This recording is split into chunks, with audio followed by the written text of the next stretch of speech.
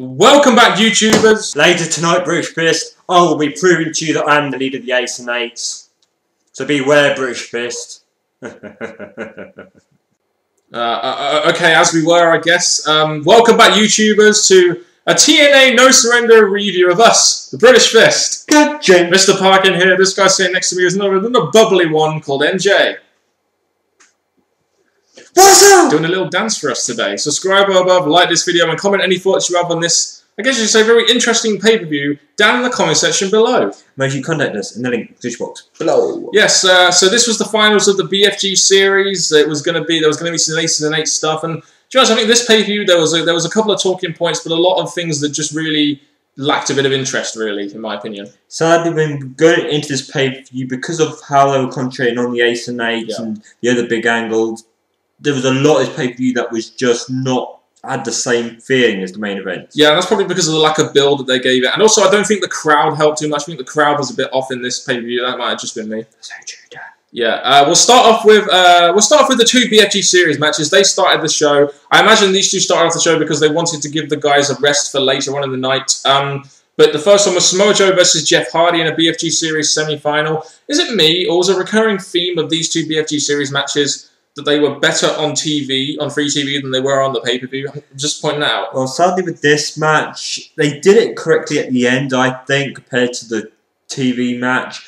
But with the quality beforehand, you could say the TV match was better than the pay-per-view. Yeah, so this felt a little bit underwhelming, but I guess that they knew Jeff Hardy was going to be in a match later on, so which may be why it wasn't as good. But, you know, what really struck me is that how over Jeff Hardy was compared to Joe, who's usually very over. But you had Joe also selling the left arm from the Magnus attack. And just, I guess my only issue with this match was that we'd only just seen it on Impact 4 days earlier. And it's kind of like we're seeing this again on pay-per-view now. I think they maybe could have switched it around a little bit to really suit it, but that's just me. They should have, but this match, I think it was okay for what we were given. We got to see the strength of Joe, the quick moving of Hardy.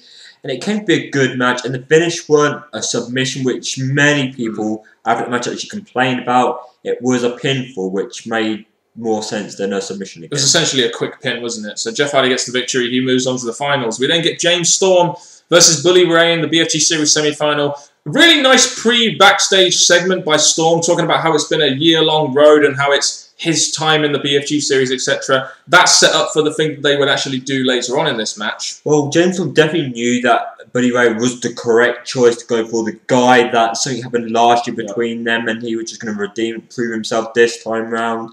And it definitely warmed up the match. And to be honest, this match reminded me a lot of their match last year when they tried to get as much heat on Bully Ray as possible. And it wasn't a bad match. Again, I just think they've had better matches on free TV. I guess that's my issue. So they were getting Bully Ray as much heat as possible. I guess my only thing here is, did you really need 3 ref bumps in this match? As soon as this happened, it reminded me of the last pay-per-view where they just decided that adding referees in the match would be the way to go. They do have the same problem, but taking away the referee stuff, just knocking one referee out to lead to the outcome would have been better. Adding another referee really reminds me of why I didn't like previous matches. The outcome itself, though, with Bobby Roode coming out and hitting Storm over the head with the beer bottle to give Bully Ray the victory, you know, is leading up to a James Storm versus Bully Ray match. No, James Storm versus Bobby Roode match, I should say, at Bound for Glory. So they've done some good storyline continuance here, allowing Bobby Roode to cost James Storm the match. And then they had that nice backstage segment between those two, which I felt added to this rivalry with the cops and everything, which was good. Well, minus the referees, the way they did this match gave Bully Ray the win that made him look good over Storm and gave him the win to push him further onto the night. Storm giving him his future with Roode and the backstage segment, really building up a match that, even though we complain about that it weren't for the title, they're still making it look important, and having Roode returning to go after Storm, it gave us a good feeling there. So you advanced the storyline for later on in the night with Bully Ray going forward in the BFG series, and you advanced the big storyline between Storm and Bully Ray. I don't know why I keep saying Bully Ray. You know, Storm and Roode are going into Bound for Glory, which should be a pretty good feud. Tara versus Miss Teschmacher was next for the TNA Knockouts Championship. The first thing I noticed was, man, Tara was looking fan-to-now, wasn't she? Out of all the knockouts, she's the one that stood out for me, even when I was victorious. So seeing her here and looking as good as she did definitely gave me more of an attraction towards this match. Yeah, and the match itself was it was pretty decent. I mean, they're playing this whole teacher versus student storyline, which they did tell that story quite well in this match. It went about 6.5 minutes. Miss Teshima gets the win with the victory roll. Tara leaves frustrated, I guess. I wonder if there's more to it or not. This match was all right, I'd say. When we did say about the TV matches better than this, I felt this match was better for what it was given. There was more strength, more either who could have won. And I was really impressed because at the end of the match, you did have them shaking hands, but the way that Tara just looked and went, no, and just went away, it definitely teased that they could probably have another match or another match going up to the pay-per-view before giving a bigger match for Bound for Glory. Or maybe even possibly a Tara heel turn. Maybe down the line, who really knows? Anyway, what's Terminator NJ doing? That's weird.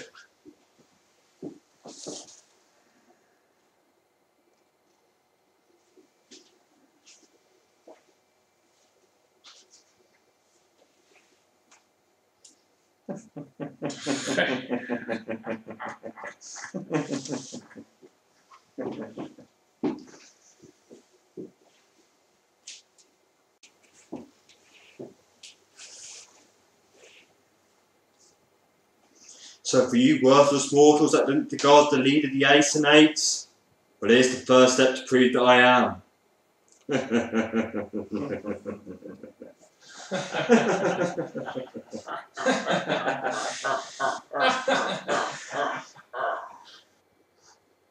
Wow, I guess Terminator NJ is the leader of the Aces and Eights. After all, I don't know why I ever doubted him. I'm really surprised because we've seen the Ace and Eights within TNA, and now we're seeing it grow here in our room where we're doing our reviews. There's just so much going on. 4 people, including Terminator NJ. We better talk good about the Aces and Eights in this next segment, or else there might be some trouble to be paid. So yeah, we got Austin Aries versus Armbreaker in what was a no-rules fight. It wasn't a match or anything. It was just an unsanctioned fight. They fought for about a couple of minutes. I think the guy in there is Luke Gallows. I don't really know. But then you have Aries putting the finisher on Armbreaker. Aries is about to take the guy's mask off until we get the traditional Aces and Eights coming in. Well, this went down pretty well because even though Aries wanted to take him out, just a fight with the referee, he did something I didn't expect from him because I thought he was going to have a clean fight and be a fighting champion. But he brought his white powder to distract and to be able to have a good beat down. And the coins too. It was quite clever how they did. I didn't really expect from Aries, but it did build up to the Ace and Eights coming out and just forming a big attack. And really adding something that we expected for this, which brought down the TNA roster, and the brawl began once again. I think if there was one segment that really got the crowd going in this, from what was not a great crowd in this show, it was this. It was when the whole TNA roster came out and the whole Aces and Eights roster came out and they all started brawling. And that's some entertaining stuff. And I think and then there were some little subtle things I liked about this. You had Bully Ray coming out a bit late, as if he could be the leader. And then you had Jeff Hardy being hurt by the Aces and Eights, and they were running this whole angle throughout the night of him being injured. At first, I was like, okay, TNA roster's coming out on top, which I just thought, you meant to make the Aces and Eights look as strong as you can towards their build-up for Bound for Glory. So when I saw that, I thought, oh, TNA's coming out on top. I didn't really want that. Hogan coming out to steal the spotlight for what was going on. Then you had Bully Ray coming out, which was good. Yeah. Jeff Hardy can attack, which gave us one of what's going to be in the main event. So it's good there, but at the same time, the whole Hogan and the TNA coming on top kind of threw me to begin with. I guess at some point you do have to... I mean, there is more TNA roster than there is Aces and Eights, but I think what I liked about this segment was the fact that it kind of felt like an Impact opener, like it was hyping up something later in the night and had you guessing, is Hardy going to be in the main event? And, it's one of those kind of things that is all about getting the casual fans going, Jeff Hardy. You had Hulk Hogan coming out, like you said, saying, he wants this place locked down, brother. He wants the cops called, brother. And we had the whole thing with the cops, stopping the Aces and Eights, stopping the Aces and Eights from getting inside the building again. And that was kind of cool as well, with the whole cop thing outside the building, the lock-in. The cop thing was good, but just like the Aces and Eights, more and more cops kept coming, kept filling up. And I just thought, okay, you're really putting the Aces and Eights over in big time, making it look that bad, but did you really need that many cops? But there we go. I guess they wanted to have a big amount of reinforcement. But this was, I mean, I was very surprised it happened this early on the show, almost like an hour main event. But it was an interesting angle. I mean, the brawl thing was pretty cool. That got the crowd going. And then they ran the angle with the Jeff Hardy injury, which we'll talk about before the main event. And, you know, they had Hogan locking down the place and everything, which is also pretty cool, I thought. So this was pretty good, I thought. It's built up what could have happened in the main event very well. After that, unfortunately, the X Division match, which had no build and no hype, had to follow the Aces and Eights. Yeah, I know. You guys did good work. Zema Ion versus Sonjay Dutt. It's a real shame this didn't get any build. They had that video package with like talking about the history of Sonjay Dutt and Zema Ion's little thing at the Destination X pay-per-view, but the crowd were dead for this because of what happened with the Aces and Eights thing, and that hurt what I thought was a pretty decent match between these two. The thing is, I was going into this match and I just thought, right, TNA, you gave us a match at pay-per-view, one that has had no build, nothing really, even on the go, I'm sure you couldn't give them a little segment, you gave us nothing. So yes, the match was really great and enjoyable, great spots here, there and everywhere, but watching this match, you're just like, how much meaning do you want to give us this match? Or how much meaning do you want to give us behind the X Division? So I was going into this match with a blank mind. And that is one thing they have to address going into Bound for Glory. Now, I guess the Bound for Glory series is over, so there's going to be more time for X Division segments, and I hope we see more time for those. I thought the psychology was good in this match with Zema Ion going after the injured shoulder of Sonjay Dutt. And like I said, it was a good match, in my opinion, but it suffered from a lack of crowd reaction, which meant that you couldn't really get into it. Plus, the lack of build really didn't help this match either. You could say that, but again, I enjoyed the match. There was 2 points where it could have finished, but overall, a good X Division match, just nothing going into it. RVD versus Magnus. Oh, God. This was another one of those matches that it was quite hard to care about because, guys, can you guys take out RVD? Please, yeah, could you guys take out RVD, please? So, I mean, it was another one of those matches that had really no build, and it was very hard to care about, even though I cared a lot about Magnus. And then you get to the match. The match was decent and everything, but why give RVD the win over Magnus? Who is in a feud at Bound for Glory? Is it RVD or is it Magnus? Magnus could have done with a pay-per-view win before Bound for Glory, especially when he's going up against Joe. And I looked at this match, and there was many times when Magnus could have won, but instead of giving him the overall powerful win, you give Rob Van Dam the win, and yes, he's still seen as this big top wrestler, but I don't agree with it. He's now done 3 jobs for RVD. That really says a lot, because you're not have at least done the job for Magnus once, RVD. Just once. I'm just saying. So this match, to me, it just came off as shit because of the fact that RVD went over.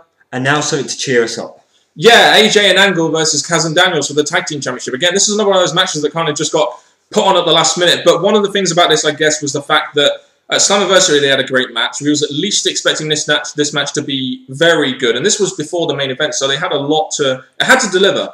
Yes, and going into this match, I was warmed up for it because we had a backstage segment with Kaz and Daniels really warmed this match up, making it look like they're the it factor in a way. The match, again, I felt like this was just like a boring match. I really wasn't paying the most attention that I should have, but gladly the match picked up and gained my interest like that. Exactly. We'll say this. Respect to Kurt Angle, who goes out there with an injured hamstring, and he really fought through it and put on a, really helped these 3 guys put on a great match.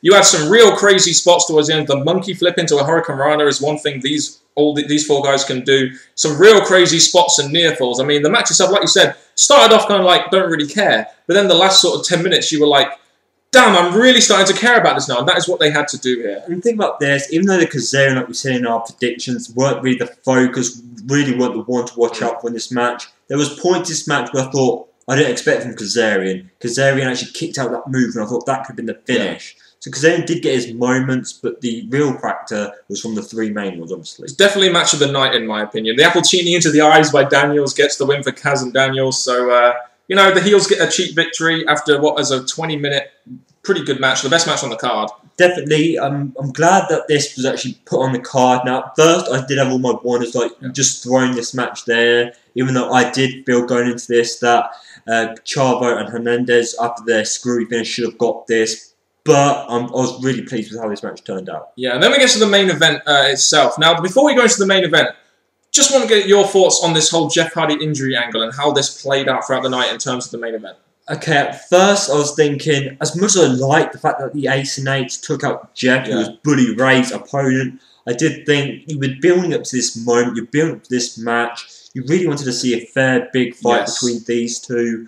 but at the same time, it did work towards, instead of the Bound for Glory finish, more the Ace and Eights finish. Yeah, and I guess not necessarily the issue, but the thing is here, you know, what's more important, the Bound for Glory Series final or the Aces and Eights? And you know, this kind of told me that the Aces and Eights was a little bit more important. I just felt the Bound for Glory Series, after all the build that it had, deserved its own big match final. But at the same time, the way they worked the injury angle really helped, in my opinion, get a guy like Jeff Hardy over in a very good way. But before the match itself, you had this. They really tried to sell us that Hardy wasn't going to be there, didn't they? They had Hogan come out talking to Bully Ray, you know, and then I really had the feeling they were going to postpone it until Impact, and I was like, man, don't postpone it till Impact. And it's like Hogan saying to Bully Ray, you know, will you win it in the right way? This will be the moment that determines that and everything. Because with Hogan coming out, I was like, okay, you're bringing out Hogan again, which is understandable because he's the GM, but you're bringing out him again from the Ace and Eights moment, which is the big storyline. This was the big storyline. So he came out in the two big storylines in TNA. And, okay, what I'm going to say is, the way they were doing this really was like Hogan was trying to blame Bully Ray for how things were going, and it's all down to you to make the right choice. But Jeff Hardy, no surprise here, came out to tried to get the pop he needed to come out and finish the pay-per-view off. Yeah, I will say this. Also, a very good pre-match promo backstage by Bully Ray saying how he invented himself and how he must be respected. A very honest and true promo, in my opinion. Let me get to the match itself. You had all these cops surrounding the ring because it was the most important match of the night. And it basically came down to this. You had Jeff Hardy in the ring who was injured. And what they were trying to do here, I believe, was more for the casual fans rather than the hardcore fans like ourselves and a lot of other people on the internet. You basically, the best way to get a guy over generally is to have him show heart and courage, and that is exactly what they're trying to do here with Jeff Hardy with the whole injury angle and everything. But at the same time, I did think that they would have this like, rather than like an angle, they would have it as like a big final match to really make importance in this BFG series. And that's what they were trying to give off, because throughout the match, they did have each other doing their finishers numerous times. Like near the end, Hardy hit his finisher twice, two Twitter plate before the Swanton, and it's just that. What I noticed that when it happened in the tag match, it was more, is this it? Is this it? Is this it? This match, when they did their finishes, I was just like, no. And I think that's because they didn't really build up to those finishers in the best way they could. But I mean, you had Hardy kicking out of everything that Bully Ray had. Bully Ray was getting frustrated, and eventually good overcomes evil when you have Hardy getting the win with the Swanton Bomb, despite having the injury, showing heart and courage. And essentially, the winner of the BFG series is Jeff Hardy, and it really does depend how you feel about Jeff Hardy. Do you feel he's paid his dues enough? I mean, I personally think that really Rude, Storm, and Aries as champions aren't really drawing great ratings. So if you're TNA, you're sitting there thinking, we need someone who's going to give us some ratings, and a guy like Jeff Hardy, who's very open with the casual audiences, is the guy that can do that, especially going into a main event match at Bound for Glory. Even the way they were teasing this, that Bully Ray was going to win, I still had my prediction on Jeff, and I'm glad Jeff won, but even if Bully Ray did get the win because of an injured Jeff, I would have been happy, but for the pay-per-view, because of the cancellation like we did in our predictions, the right person won. And also, it really does beg to believe. Is Bully Ray the leader of the Aces and Eights? They're really teasing it now, aren't they? Oh shit! Yeah, so really be quiet, shouldn't I? But anyway, so your overall thoughts first on this main event and the way they did it, and then on the pay-per-view itself. Because overall, this pay-per-view, it started off with matches that were just thrown in there, but they did pick up, giving us the feeling that we wanted in a pay-per-view. Like we pointed out, the matches at the TV show were better with the first two, but by the end, the matches that mattered and worked out. The two main angles of the night were the BFG series and the Aces and Eights angle. The rest of the stuff really didn't matter too much. Some of it was decent. The Aces and Eights stuff was quite well done in general. Yeah, well, good work there, guys. And it really just depends how you feel about the Jeff Hardy injury angle that really will affect your viewing of this pay-per-view, in my opinion. The big angle was the Aces and Eights and the BFG series. Really just depends, you know, and to my opinion, TNA are really catering to the casual fans with this, in my opinion, which is probably what they should be doing rather than focusing on the minority, which I guess you could say is the internet community. The only problem I had with this, I did say this while we were watching it, is that normally the finishing would get you wanting to watch the impact, but if they had like we said in our predictions again, if we had the Ace and 8 as the main event, it left you wondering what's going to happen next, what the Ace and 8 is going to do next. This, we just got Jeff winning, which was the right thing, but it's nothing really made me feel, oh, that's a great angle to go on to TNA. Well, I will say this, Jeff Hardy and Austin Aries is going to be main eventing Bound for Glory, so therefore this match, in my opinion, should have main evented the show, even though the Ace and 8 angle has been the main angle on Impact recently. But like I said, it really does depend how you feel about the way they did the Jeff Hardy injury that will affect your overall views on this pay-per-view. I felt it was quite well done in the sense that you're trying to make him overcome this injury and an obstacle, etc. And that's the best way to get the guy over with showing heart and courage. So if you want to leave us your thoughts on the pay-per-view, leave them in the comment section below. And I'm going to hand you over to NJ now for an outro while I try and not look at those guys. All I can say, people, is that the Ace and 8 are growing, and hope we're going to see a lot more between now and Bound for Glory. But people, please share your thoughts on this pay-per-view in the comment section below. And from Mr. Parkin, me NJ, Terminator NJ, the Ace and 8, all I can say, people, is good.